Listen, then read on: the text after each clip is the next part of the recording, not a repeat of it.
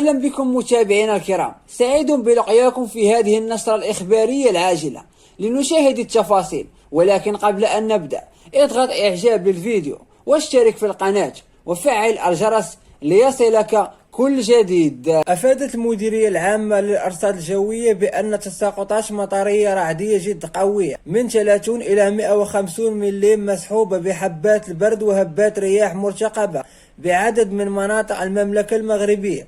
وأوضحت المديرية في نشرة إنذارية من مستوى يقظة أحمر أن تساقطات مطرية رعدية جد قوية من 80 إلى 150 ملم ستهم عمالات وأقاليم زاكورة وتينغير والرشيدية وورزازات وطاطا، مضيفة أن نفس الظاهرة الجوية ستهم كل من السزاق والسمارة. وكذلك في نشرة إنذارية من مستوى يقظة برتقالي أضافت المديرية العامة للأرصاد الجوية أن تساقطات مطرية رعدية ستهم كل من عمالات وأقاليم في كيك وترودانت وميدلج وأزيلال والحوز، وكذا كل من قلميم وسيدي إيفني وتيزنيت.